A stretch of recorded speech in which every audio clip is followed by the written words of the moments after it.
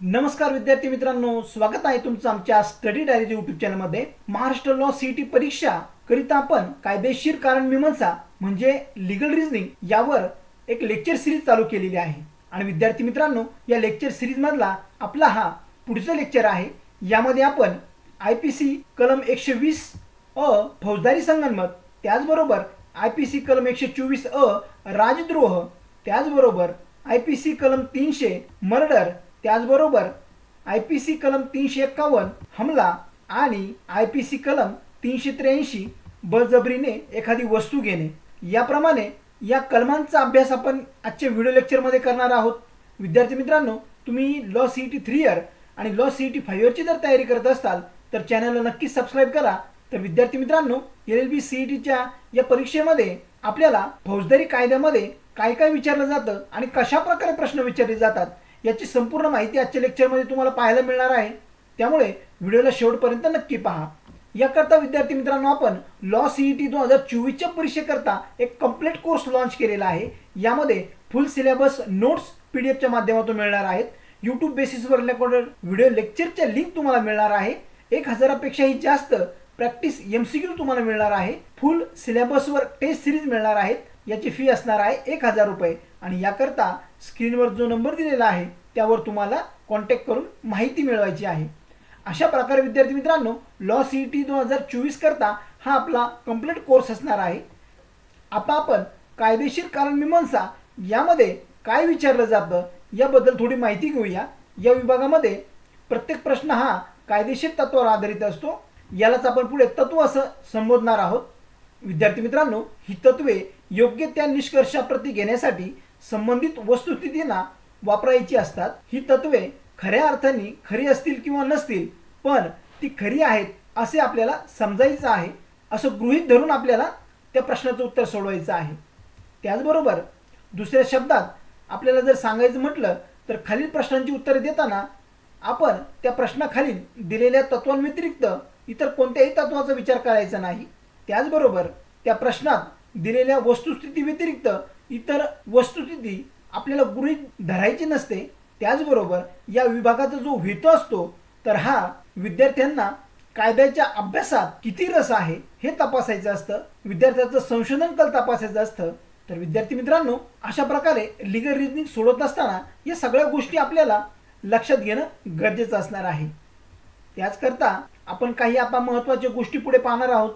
तर याकरता विद्यार्थी मित्रांनो, आपल्याला एक कायदेशीर तत्व दिलेलं आहे, त्यासोबतच काही वस्तुस्थिती दिलेली आहे आणि त्याचं उत्तर आपल्याला शोधायचं आहे। तर विद्यार्थी मित्रांनो, यामध्ये कायद्याचं तत्व काय आहे ते आता आपण पाहूया। जर अपघाताने किंवा दुर्दैवाने कोणतीही घटना घडली असेल आणि फौजदारी हेतूशिवाय किंवा फौजदारी ज्ञानाशिवाय कोणतेही कायदेशीर कृत्य करताना व ते कृत्य कायदेशीर मार्गाने करताना किंवा कायदेशीर माध्यमातून करताना घडली असेल, तर तसेच सर्व प्रकारची काळजी पूर्ण घेऊन करताना घडली असेल तर असे कृत्य हे गुन्हा ठरत नाही, त्याला आपण क्राईम म्हणू शकत नाही। तर विद्यार्थी मित्रांनो, आता येथे सिच्युएशन काय दिलेली आहे यामध्ये आपण त्याला वस्तुस्थिती संबोधणार आहोत। तर रामने हातात बंदूक घेतली, त्यात गोळ्या आहेत किंवा नाहीत हे त्याला माहीत नाहीत। खेळ म्हणून त्याने त्याचे टोक श्यामकडे केलेलं आहे आणि बंदुकीचा चाप त्याने ओढला, त्यामुळे श्याम हा मृत्युमुखी पडलेला आहे, तो मेलेला आहे। तर विद्यार्थी मित्रांनो, अशी सिच्युएशन तुमच्या समोर आलेली आहे, त्याला मिळतं जुळतं तत्व तुम्हाला वाचायचं आहे आणि त्यावर आधारित या 4 पर्यायातून तुम्हाला प्रश्नाचं उत्तर शोधायचं आहे। श्यामचा मृत्यू हा अपघातजन्य होता कारण रामला श्यामला मारायचा हेतू नव्हता। दुसरा आहे, श्यामचा मृत्यू हा अपघातजन्य होता कारण रामला बंदुकीत गोळ्या आहेत हे माहीत नव्हतं। पर्याय क्रमांक आहे, श्यामचा मृत्यू हा अपघातजन्य होता कारण रामने श्यामकडे खेळ म्हणून बंदुकीचे टोक दाखवले।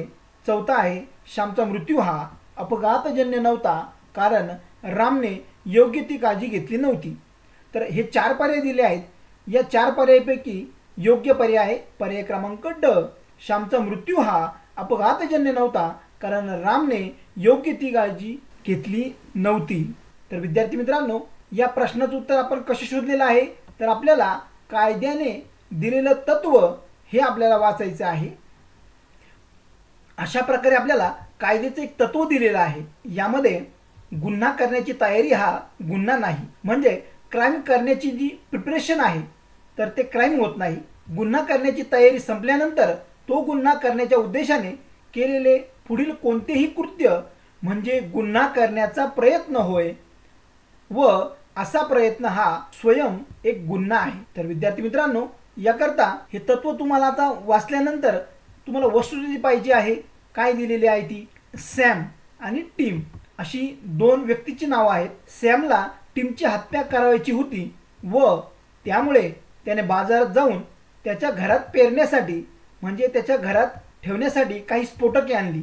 सॅमने बॉम्ब ठेवल्यानंतर त्याला तो दोषी वाटला व तो बॉम्ब त्याने काढून घेण्यासाठी तो टिमच्या घरी गेला. घरी गेल्यानंतर असं करत असताना टिमने त्याला पाहिलं आणि टिमने पोलिसांना बोलावलं. मग सॅम हा जबाबदार धरला जाईल काय, हा आपल्याला प्रश्न विचारलेला आहे. मग यावर 4 पर्याय दिले आहेत. यापैकी आता पहिला पर्याय तुम्हाला वाचायचा आहे, होय, कारण त्याने केवळ तयारीपेक्षा जास्तीचं काहीतरी केलं आहे. त्यानंतर पर्याय क्रमांक 2 आहे, नाही, कारण टीम हा मेला नाही. त्यानंतर पर्याय क्रमांक 3 आहे, होय, वाईट हेतू त्याचा होता. आणि पर्याय क्रमांक 4 आहे, नाही, कारण काही होण्या अगोदरच त्याने बॉम्ब काढून घेतला होता. तर या प्रश्नाचं योग्य उत्तर आहे पर्याय क्रमांक अ, होय, कारण त्याने केवळ तयारीपेक्षा जास्तीचं काहीतरी केलं आहे. सॅमनं टीमची हत्या करण्याची योजना आखली होती आणि त्याकरता त्याने त्याच्या घरात जाऊन बॉम्ब ठेवला होता. परंतु त्याच्या मनाला असं वाटलं की आता ते कृत्य त्याने करू नये. मग त्यासाठी तो बॉम्ब काढून घेण्यासाठी पुन्हा त्या टीमच्या घरी गेला आणि ते करत असताना टीमनं पाहिलं आणि त्यानंतर त्याने मग पोलिसांना बोलवलं आणि त्याला पोलिसांच्या ताब्यात दिलं. तर मग याचं उत्तर आपण काय शोधलं, होय, कारण त्याने केवळ तयारीपेक्षा काहीतरी जास्त केलेलं होतं.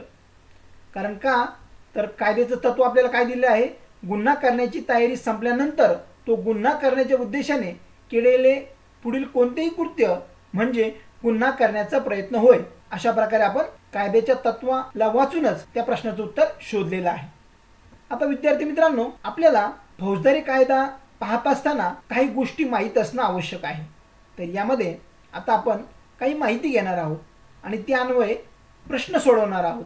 तर विद्यार्थी मित्रांनो, यामध्ये हेतू म्हणजे पर्पज, हेतू म्हणजे कोणत्या उद्देशाने ते कृत्य केलेलं आहे त्या कृत्याचे ज्ञान असते, कृत्य करण्याची इच्छा असते, कारण असे ज्ञान व अशी इच्छा हे त्या कृत्याचे कारण बनतात. प्रत्यक्ष कृती करण्यामागील उद्देश हा त्याचा हेतू असतो. त्याचबरोबर त्याचा संदर्भ त्या प्रत्यक्ष कृत्याच्या होणाऱ्या परिणामांशी जोडलेला असतो. त्याचं उदाहरण, जर एकाने दुसऱ्याची हत्या केली तर त्या हेतूने मृत्यू घडवणाऱ्या कृत्याचा निर्देश केला जातो. आता यावर काही अपवाद आहेत. फौजदारी जबाबदारी व्यक्तीवर फौजदारी कायद्याच्या उल्लंघन केल्यानंतर ठेवण्यात येते, परंतु या नियमाला काही अपवाद आहेत. भारतीय दंडविधान 1860 म्हणजे IPCच्या प्रकरण क्रमांक 4 मध्ये कलम 76 ते 106 मध्ये 7 महत्त्वाचे अपवाद आहेत. यानंतर क्राईममध्ये मदत करणं, जी व्यक्ती स्वतः गुन्हा करत नाही ती दुसऱ्याला गुन्हा करण्यास मदत करू शकते, त्यामुळे ती गुन्ह्यास मदत करण्यास दोषी ठरते. मदत हा शब्द सामान्यपणे सहाय्य करणे, साथ देणे या अर्थाने वापरला जाऊ शकतो. जर एखादी व्यक्ती ही दुसऱ्याला क्राईम करण्यास मदत करते वा सहाय्य करत असेल तर ती या गुन्ह्यामध्ये मोडते असं आपण सांगू शकतो. यालाच दुसऱ्या शब्दात आपण असं म्हणू शकतो, दुसऱ्याच्या फुशीने किंवा कोणी फूस लावल्याने उद्युक्त केल्यामुळे जर कोणी गुन्हा केला आणि अशी मदत किंवा उद्युक्त करणाऱ्याने जर प्रत्यक्ष गुन्हा केला नसेल किंवा गुन्ह्यात सहभागी घेतला नसेल तरीही ती व्यक्ती गुन्हा करण्यास मदत वा उद्युक्त केल्यासाठी दोषी धरली जाऊ शकते. मग आता यावर आधारित काही कायद्याचं तत्व दिलेलं आहे. एखादी व्यक्ती दुसऱ्या व्यक्तीला गुन्ह्यात मदत करते असे तेव्हा म्हटले जाते जेव्हा ती व्यक्ती गुन्हा करणाऱ्या व्यक्तीला गुन्हा करण्यास उद्युक्त करते, केवळ गुन्ह्याला मान्यता देते, म्हणजे गुन्ह्यास उद्युक्त करणे नव्हे. आता यामध्ये काही सिच्युएशन दिलेली आहे. किम हे एक नाव आहे. किम हा रामला म्हणतो की मी टीमला मारणार आहे. आणि राम उत्तर देतो, तुला वाटेल तसं कर व परिणाम भोग. त्यानंतर किम हा टीमला मारतो. याकरता 4 पर्याय दिले आहेत. राम हा किम बरोबर टीमला मारण्याचा संयुक्त दोषी आहे. रामने किमला टीमला मारण्याचे उत्तेजन दिले नाही. रामने किमशी संगनमत केले. रामने किमला टीमला मारण्याचे उत्तेजन दिले. तर विद्यार्थी मित्रांनो, या प्रश्नाचं योग्य उत्तर आहे पर्याय क्रमांक ब, रामने किमला टीमला मारण्याचे उत्तेजन दिले नाही. तुम्ही येथे वाचू शकता, तुला वाटेल तसं कर आणि परिणाम भोग, म्हणजे त्याने त्या गोष्टीला नाकारलेला आहे. त्यामुळे पर्याय क्रमांक ब हे उत्तर दिलेलं आहे.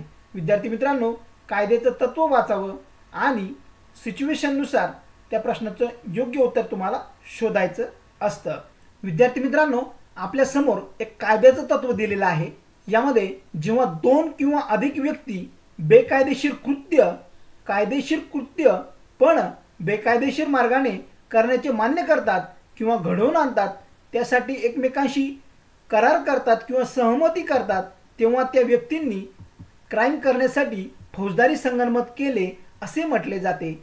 मग तो क्राईम प्रत्यक्ष घडला नाही किंवा अगदी त्या गुन्ह्याचा प्रयत्न जरी झाला नाही तरी चालेल.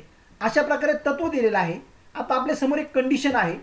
सॅम, टीम आणि व्हीन हे तिघे जण रीनला मारण्याची योजना आखतात. ते असे मान्य करतात की त्यांच्यापैकी फक्त एकच जण म्हणजे व्हीन हा त्या योजनेला प्रत्यक्षात आणेल. त्याप्रमाणे व्हीन बंदूक खरेदी करतो आणि त्यात गोळ्या भरतो. ही कंडिशन आहे. याला 4 पर्याय दिले आहेत. फक्त व्हीनच रीनला मारण्याची फौजदारी संगनमताचा दोषी ठरेल. त्यापैकी कोणीही म्हणजे सॅम, टीम आणि व्हीन हे मारण्याच्या गुन्हेगारी संगनमताचे दोषी ठरतील. त्याचबरोबर सॅम आणि टीम हे रीनला मारण्याच्या फौजदारी संगनमताचे दोषी ठरत नाहीत. त्याचबरोबर रीनला मारण्याच्या फौजदारी संगनमताचे कोणीही दोषी ठरणार नाहीत.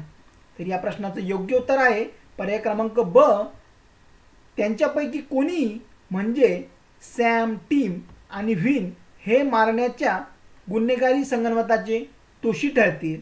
कारण आपल्या कायद्याच्या तत्वामध्ये आपल्याला त्या प्रकारेच दिलेलं आहे, ते आपण वाचून घेऊ शकता.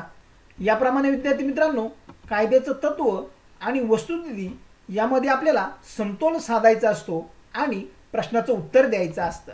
तर विद्यार्थी मित्रांनो, प्रश्न वाचत असताना तुम्हाला कायद्याचं तत्व समजून घेणे अत्यंत महत्त्वाचं ठरणार आहे. यानंतर फौजदारी संगनमत IPC कलम 120 मध्ये काय दिलेलं आहे त्याप्रमाणे आपल्याला कायद्याचं तत्व वाचायचं आहे. तर यामध्ये विद्यार्थी मित्रांनो, जेव्हा 2 किंवा अधिक व्यक्ती मिळून एखादी अवैध कृती किंवा एखादी अवैध नसलेली कृती अवैध साधनांमार्फत करण्याचा किंवा करवण्याचा करार करतात किंवा ठरवतात, त्या करारास फौजदारी पात्र कट, अपराधिक षडयंत्र असे म्हटलं जातं. आता सिच्युएशन काय आहे? योगेश, स्वप्नील, सागर हे अक्षयला मारण्याचे नियोजन करतात. त्यानुसार योगेश हा बाजारातून एका व्यक्तीकडून तलवार आणतो. सागर अक्षयवर तलवारीचे वार करतो. आता यामध्ये 4 पर्याय आहेत. योगेश, स्वप्नील, सागर हे तिघेही फौजदारी संगनमताचे दोषी ठरतील. पर्याय क्रमांक 2 आहे, फक्त सागर हा अक्षयला मारण्याच्या फौजदारी संगनमताचा दोषी ठरेल. त्यानंतर योगेश आणि सागर हे अक्षयला मारण्याच्या फौजदारी संगनमताचे दोषी ठरत नाहीत. त्याचप्रमाणे पर्याय क्रमांक ड आहे, अक्षयला मारण्याच्या फौजदारी संगनमताचे कोणीही दोषी ठरणार नाहीत. तर विद्यार्थी मित्रांनो, या प्रश्नाचं योग्य उत्तर आहे पर्याय क्रमांक अ, योगेश, स्वप्नील व सागर हे तिघेही फौजदारी संगनमताचे दोषी ठरतील. विद्यार्थी मित्रांनो, आपल्याला प्रश्नाचं योग्य उत्तर शोधण्यासाठी वस्तुस्थिती आणि कायदेशीर तत्व जाणून घेणे महत्त्वाचं ठरतं. यानंतर विद्यार्थी मित्रांनो, IPC कलम 124 यामध्ये राजद्रोहाचा उल्लेख केलेला आहे. व्यक्ती भारतात कायद्याने स्थापित झालेल्या सरकारविरुद्ध तिरस्काराची अथवा अवमानाची भावना जागृत करीत असेल किंवा अशा सरकारविरुद्ध असमाधानाची भावना पसरवण्याचा प्रयत्न करीत असेल तर उपरोक्त कृत्य शब्दाने, तोंडाने, लेखी, त्याचबरोबर खुनेने, दृश्य हालचालीने किंवा इतर मार्गाने असे कृत्य केले असेल तर राजद्रोह त्यावर गुन्हा ठेवला जातो. IPC कलम 124 मध्ये हे घटक आपल्याला पाहायला मिळतील. यामध्ये राजद्रोहाचे कायदेशीर तत्व आहे. जो कोणी शब्दाने, तोंडी किंवा लेखी, खुनेने वा दृश्य हालचालीने किंवा इतर मार्गाने भारतात कायद्याने प्रस्थापित झालेल्या सरकारविरुद्ध तिरस्काराची अथवा अवमानाची भावना जागृत करीत असेल किंवा सरकारविरुद्ध असमाधानाची भावना पसरवण्याचा प्रयत्न करीत असेल तर त्यास जन्मठेपेची सजा आहे. तर विद्यार्थी मित्रांनो, सिच्युएशन आहे, सार्वजनिक सभेमध्ये सिम या विरोधी पक्षाच्या पुढाऱ्याने अशी गर्जना केली की हे सरकार चोरांचे, गुंडांचे आहे, ते खाली पाडलेच पाहिजे. येत्या निवडणुकीस त्या सत्तेतून खाली खेचून एक चांगला धडा शिकवा. आता यामध्ये 4 पर्याय दिले आहेत. पर्याय क्रमांक अ, सिम हा राजद्रोहाचा दोषी आहे कारण त्याने सरकारविरुद्ध बेजबाबदार व भडकाऊ विधान केलेले आहे. सिम हा राजद्रोहाचा दोषी नाही कारण तो केवळ सार्वजनिक ठिकाणी त्याच्या अभिव्यक्ती स्वातंत्र्याचा हक्क बजावत आहे. सिम हा राजद्रोहाचा दोषी आहे कारण त्याच्या विधानामुळे हिंसा उद्भवू शकते व त्यामुळे कायदा सुव्यवस्थेचा प्रश्न निर्माण होऊ शकतो. वरीलपैकी काही नाही. या प्रश्नाचं योग्य उत्तर आहे पर्याय क्रमांक ब, सिम हा राजद्रोहाचा दोषी नाही कारण तो केवळ सार्वजनिक ठिकाणी त्याच्या अभिव्यक्ती स्वातंत्र्याचा हक्क बजावित आहे. अशा प्रकारे विद्यार्थी मित्रांनो, आता आपण राजद्रोहाचं माहिती घेतल्यानंतर खून म्हणजे मर्डर IPC कलम 300 अंतर्गत येणाऱ्या प्रकरणाचा अभ्यास करणार आहोत. तर यामध्ये कलम 300 म्हणजे मर्डर हे आकर्षित होण्याकरिता म्हणजे खून सिद्ध होण्याकरिता खालील घटकांचे समाधान झाले पाहिजे. यामध्ये सर्वप्रथम आहे दुसऱ्या व्यक्तीच्या कृत्याने एखाद्या व्यक्तीचा मृत्यू झाला पाहिजे. असे कृत्य खालील गोष्टीसह झाले पाहिजे. यामध्ये अ आहे मृत्यू होण्याच्या उद्देशाने केलेले असले पाहिजे किंवा अशी शारीरिक जखम करण्याच्या उद्देशाने झालेले असले पाहिजे की अशी जखम ही मृत्यू घडवून आणू शकते असे ज्ञान पाहिजे किंवा अशी शारीरिक जखम करण्याच्या उद्देशाने झालेले पाहिजे की अशी जखम नैसर्गिकरित्या मृत्यू घडवून आणू शकण्यास समर्थ पाहिजे किंवा असे ज्ञान की असे कृत्य हे इतके धोकादायक असेल की सर्व शक्यता गृहीत धरून मृत्यू ओढवला जाईल किंवा अशा शारीरिक जखमेने मृत्यू ओढवला जाईल असे कोणतेही कृत्य कोणत्याही समर्थनाशिवाय केलेले असले पाहिजे. याला अपवाद असा आहे सदोष मनुष्यवध हा गुन्हा नाही जर तो कलम 300च्या अपवादामध्ये बसत असेल तर. आता विद्यार्थी मित्रांनो, IPC कलम 351 मध्ये हमला या प्रकरणाचा अभ्यास केलेला आहे. यामध्ये हल्ला म्हणजेच हमला प्रत्यक्ष कृत्य किंवा हावभाव करणे किंवा त्याची तयारी करणे असे माहिती असताना असे हावभाव किंवा तयारी ही समोरच्याला फौजदारी बळाचा वापर केला जाईल असे वाटेल, हमल्यासाठी काहीतरी शारीरिक धमकीवजा कृत्य केले की जेणेकरून आरोपी समोरच्याला असे वाचवेल की त्याच्यावर फौजदारी बळाचा वापर आरोपी करणार आहे. IPC कलम 351 लागू होण्याकरता खालील घटकांची पूर्ती होणे आवश्यक आहे. व्यक्तीने हावभाव किंवा तयारी केली पाहिजे आणि असे माहिती असताना की असे हावभाव किंवा तयारी ही समोरच्याला फौजदारी बळाचा वापर केला जाईल असे वाटेल. आता यामध्ये विद्यार्थी मित्रांनो एक तत्व दिलेलं आहे. व्यक्तीने हमला केला असे म्हटले जाते जेव्हा समोरच्या व्यक्तीला अशी भीती उत्पन्न होईल की अशी व्यक्ती त्याच्यावर फौजदारी बळ चालवेल. आता घटना म्हणजे वस्तुस्थिती सिच्युएशन अशी आहे, चालत्या गाडीत बसताना क्षय हा यला शिव्या देतो व आक्रमणाच्या भावनेतून त्याची मूठ यला दाखवतो, म्हणजे आपण त्याला बुक्की म्हणूया. य हा त्यावेळेला रेल्वे प्लॅटफॉर्मवर अंतरावर उभा असतो. यानंतर या प्रश्नाकरता 4 पर्याय दिले आहेत. क्षने यच्या मनात हल्ल्याची भीती उत्पन्न केली, पर्याय क्रमांक ब आहे. क्षने यवर हल्ला केला. यानंतर पर्याय क्रमांक 3 आहे क्षने यवर हल्ला केला नाही आणि पर्याय क्रमांक 4 आहे क्षने याच्या मनात क्ष हा हल्ला करणार अशी भीती उत्पन्न केली. तर या प्रश्नाचं योग्य उत्तर आहे पर्याय क्रमांक क, शने येवर हल्ला केला नाही. तर विद्यार्थी मित्रांनो, कायद्याच्या तत्वामध्ये व्यक्तीने हमला केला असे म्हटले जाते जेव्हा समोरच्या व्यक्तीला अशी भीती उत्पन्न होईल की अशी व्यक्ती त्यावर फौजदारी बळ चालवेल. अशा प्रकारे आपल्याला कायद्याचं तत्व वाचून वस्तुस्थिती लक्षात घ्यायची आहे आणि मगच प्रश्नाचं उत्तर द्यायचं आहे. इंडियन पिनल कोड म्हणजे भारतीय दंडसंहिता कलम 362 मध्ये पळवून नेणे व अपहरण करणे या प्रकरणाचा अभ्यास दिलेला आहे. किडनॅपिंग हा शब्द किड म्हणजे मूल आणि नॅपिंग म्हणजे चोरणे या शब्दापासून आलेला आहे. त्यामुळे किडनॅपिंग या शब्दाचा शब्दशः अर्थ हा मूल पळवून नेणे असा आहे. मुलास पळवून नेणे हा गुन्हा केवळ चुकीच्या अटकावाच्या गुन्ह्यापेक्षा रॉंगफुल कन्फाइनमेंट जास्त गंभीर आहे. म्हणून त्यात चुकीच्या अटकावाच्या गुन्ह्याचे सारे घटक उपस्थित असतात. कलम 362 मध्ये अपहरण म्हणजे व्यक्तीला फसवून किंवा बळाने पळवून नेणे. येथे काही वेळेस बळाऐवजी फसवणुकीचा मार्ग अवलंबिला जातो. जर बळ किंवा फसवणुकीचा प्रयत्न नसेल तर तो अपहरणाचा गुन्हा होत नाही. या कलमाखाली कोणी व्यक्ती म्हणजेच कोणत्याही वयाची पुरुष किंवा स्त्री होय. अपहरणाचा गुन्हा सिद्ध होण्यासाठी खालील घटकांची पूर्ती व्हावी लागते. व्यक्तीने दुसऱ्यास एका जागेवरून जाण्याची सक्ती केली पाहिजे आणि अशी सक्ती ही बळाने किंवा फसवणुकीने केली पाहिजे. तर याकरता काही उदाहरण दिलेलं आहे. यामध्ये कायदेशीर तत्व असं आहे, पळवून नेणे किडनॅपिंग या गुन्ह्यात कोणाला तरी कायदेशीर पालकांच्या ताब्यातून पळवून नेलेले असते. अपहरणात बळ किंवा फसवणुकीने एका जागेवरून दुसऱ्या जागेत स्थलांतरास भाग पाडणे हे असते. याकरता सिच्युएशन आहे, अ ने बचा गुलाम चोरला तो गुन्हा आहे काय.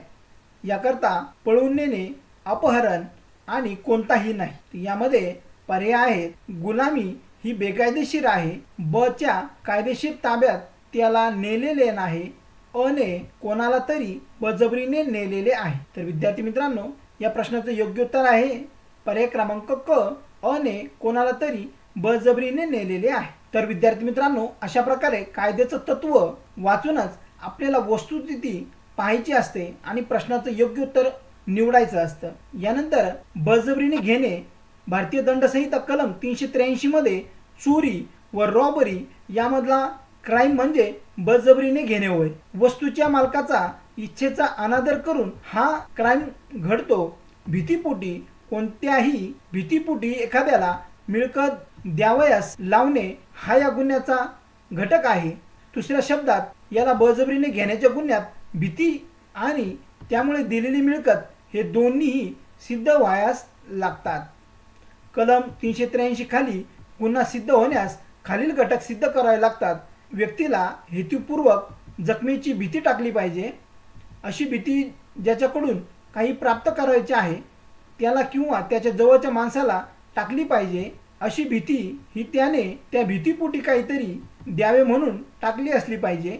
असे देणे हे कोणतीही मिळकत, मौल्यवान, सुरक्षा किंवा कोणतीही सही केलेला व शिक्का असलेला आणि ज्याचा उपयोग मौल्यवान सुरक्षा म्हणून करता येईल असं केलेलं पाहिजे. आता या प्रश्नामध्ये कायदेशीर तत्व असं दिलेलं आहे, जो कोणी हेतुपूर्व दुसऱ्याला त्या भीतीपोटी काहीतरी द्यावे म्हणून त्याला किंवा दुसऱ्याला भीती घालेल आणि त्या योगे दुसऱ्याला ही गोष्ट देण्यास भाग पाडेल तो बळजबरीने घेण्याचा गुन्ह्याचा दोषी राहील.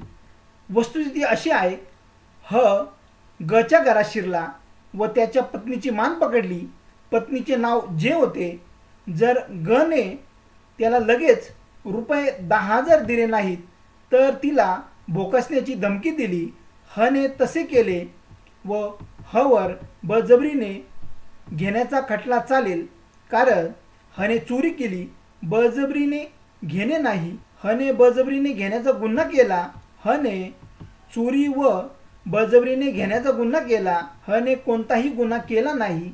तर या प्रश्नाचं योग्य उत्तर आहे पर्याय क्रमांक ब, ह ने बळजबरीने घेण्याचा गुन्हा केला. याला आपण बळजबरीने घेणे म्हणजे IPC कलम 383 अंतर्गत दोषी मानू शकतो. विद्यार्थी मित्रांनो, कायदेशीर तत्व आणि वस्तुस्थिती यामध्ये आपल्याला दोन्ही गोष्टी लक्षात घ्यायच्या आहेत आणि प्रश्नाचं योग्य उत्तर शोधायचं आहे. अशा प्रकारे विद्यार्थी मित्रांनो, यामध्ये प्रश्नाचं योग्य उत्तर आपल्याला पर्याय क्रमांक ब हे सांगता येणार आहे. आजच्या व्हिडिओ लेक्चरमध्ये आपण फौजदारी कायदा याची संपूर्ण माहिती पाहिली. त्याचबरोबर फौजदारी कायद्याअंतर्गत येणाऱ्या कलमांचा आपण अभ्यास केला. या प्रकरणांमध्ये कशा प्रकारे आपल्याला सिच्युएशन दिलेली असते आणि त्यावर आपल्याला कायद्याचं तत्त्व बसवावं लागतं आणि योग्य प्रश्नांची उत्तरे द्यावी लागतात. तर विद्यार्थी मित्रांनो, CETच्या परीक्षेच्या दृष्टीने हे अतिशय महत्त्वाचे प्रश्न दिलेले आहेत. यामध्ये दिलेल्या पर्यायाचा फॉर्मॅटप्रमाणेच प्रश्न विचारले जातात. तर विद्यार्थी मित्रांनो, तुम्हाला जर व्हिडिओ आवडला असेल तर लाईक करा, शेअर करा आणि चॅनलला सबस्क्राईब करा. अशाच प्रकारे नवनवीन व्हिडिओ आमच्या चॅनलवर येणार आहेत आणि CETच्या परीक्षेच्या दृष्टीने अतिशय महत्त्वाची माहिती आम्ही येथे सांगणार आहोत. तर विद्यार्थी मित्रांनो, तुम्ही संपूर्ण व्हिडिओ पाहिला त्याबद्दल मी तुमचे आभार मानतो. धन्यवाद विद्यार्थी मित्रांनो.